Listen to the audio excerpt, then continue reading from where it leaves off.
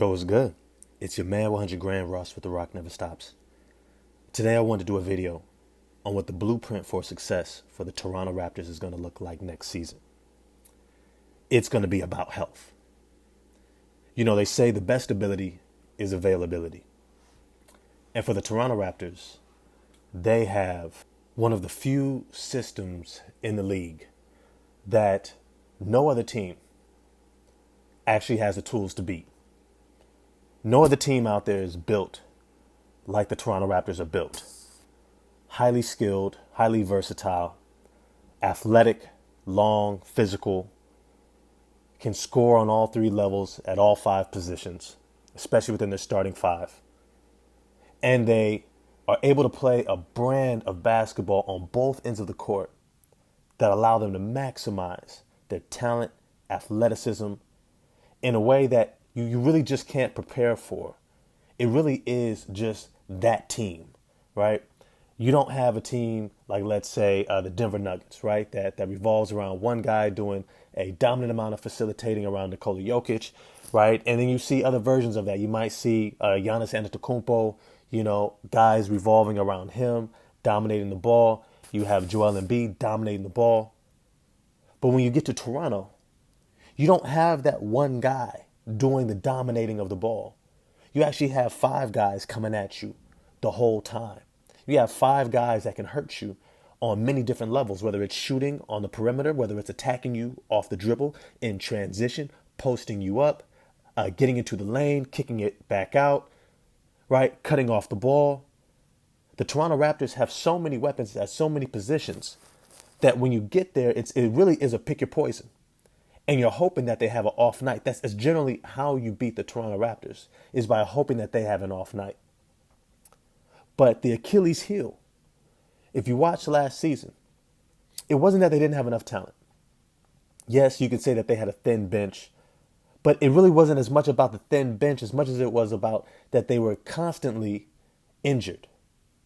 Top down, Pascal Siakam started the year off injured. Scotty Barnes got injured. Gary Trent Jr. got injured. OG Anunoby always seems to be injured. Fred VanVleet, for the second half of the season after the All-Star break, was suffering with that knee issue. Now, you bring all five guys back healthy, right? And then you look at the retooled bench that they have this season. This is the team that should run through the league. This is a team with their system, with their style of play, with their talent level, with their versatility, should run through the league. Because most teams, you have to understand, in the NBA, most teams are not practicing every single day. Most teams are not practicing, 2-3 times between games. You might get a shoot around, definitely a film session, and you have some assistant coaches giving you iPads and telling you this is the scouting report. Look out for this guy doing this move. These are their tendencies, and you just kind of got to hold it mentally as a player, which makes it that much harder to prepare to play against a team that has a very unique style of play. So when it comes to the Toronto Raptors, especially now that they're back in their own building, now that they're back in their stadium, they have one of the greatest fan bases and stadiums, home court advantages that you're going to see throughout the NBA. And it's one of those things that it's almost like when you look at the Golden State Warriors, right? When you look at the Golden State Warriors, they're a team that all last season, everyone just said, let's just see when they get healthy. When they get healthy, we'll see. Can they win a championship? Yes. But we need to see if they're healthy. When Klay gets back, we'll see. And you know what? I'm going to be honest with a lot of people. The reason why the Golden State Warriors have been able to be a dynasty is because of their health. Has been purely because of their health. When they've faced other teams whose stars would get hurt in the second round, first round, third round of the playoffs, in the finals, right? It became a battle of attrition. Why they lost to Cleveland after that 73-win season? Because they got fatigued, they got worn down. Why they lost to Toronto? They got worn down and then injured, right? Dominating and winning in the NBA is what they might refer to as a luck of the draw, right? You look at your strength of schedule, look at how it pans out for you, and you look at what your roster is like, and you're like, man, we're going to have to lean on certain guys for a certain stretch. and we've got to hope that their bodies can stand up to it. The travel, the off court demands, on court, they have all these different dynamics to really look at.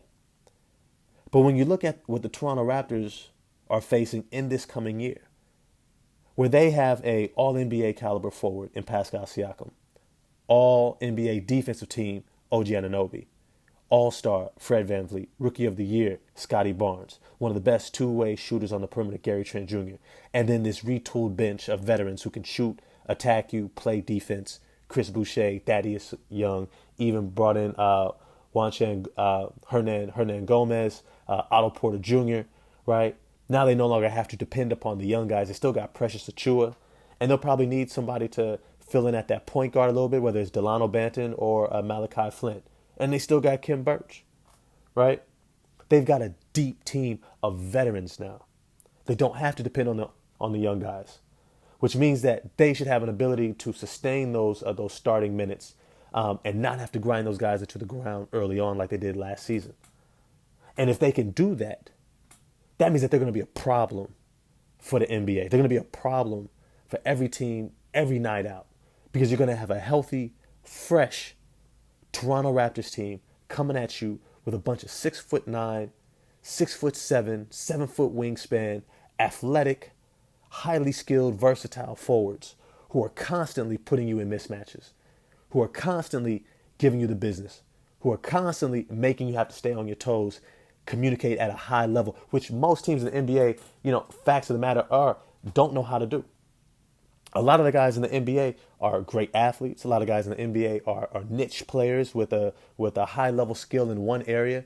Guys who are used to coming through the lower ranks with high school, college, G League, right? Haven't had to develop a lot of these other skills.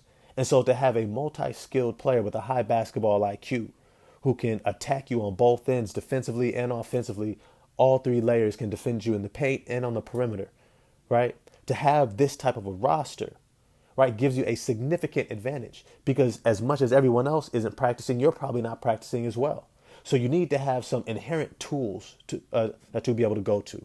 You need to be able to have some things that you can fall back on, knowing that, no matter what, our team's baseline is this. What our team is going to be able to do is this, right? And for the Toronto Raptors, you already know. They're going to be able to defend you at a high level. They're going to be able to switch practically everything. They're going to get into you. They're going to pressure you. They're going to be in the passing lanes. They're going to challenge you at the rim, right? They're going to force you to go to your second and third options, right? It's going to be tough. It's going to be tough.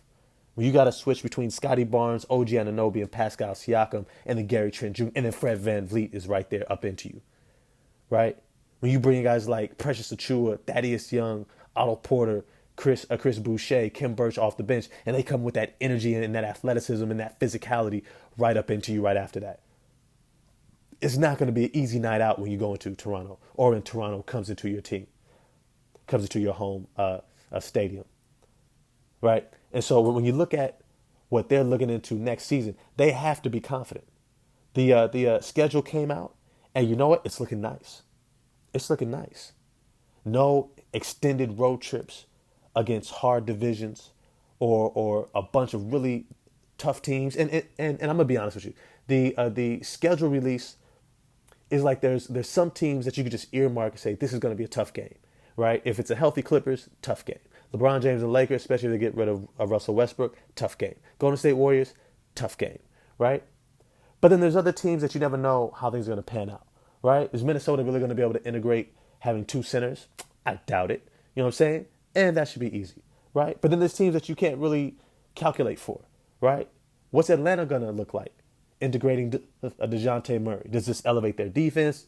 Are they going to be playing offense at a high level still? They're going to be able to shoot, spread the floor, right? There's going to be question marks. And so it's hard to say, okay, we can anticipate we're going to win at least this many games. But when you look at what they were able to do last season, I know the West was down last year, and a lot of people benefited from that, right? But when you look at what they were able to do last year with such a shallow bench and being depleted with injuries, being able to get to that 5 seed, and I know that they grinded for it. They pushed for it. They fought for that number 5 seed to really look at what their team's baseline potential is with this roster. And it's pretty damn good. It's pretty damn good because had they been healthy, Had they been healthy, this might have been a 3 seed, might have been a 2 or 3 seed. They were that good. If they started off with Pascal Siakam, if Fred doesn't get hurt, right? Just those two alone would have drastically changed the outcome of this team and who they had to face in that first round.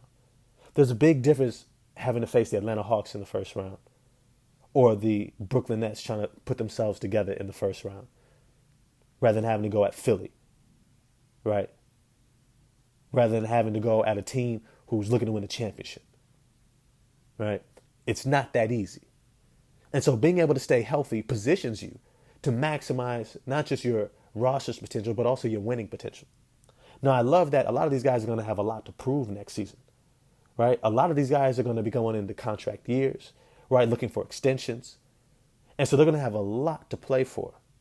And so my outlook is honestly going to be anywhere between 48 to 50 games for the Toronto Raptors.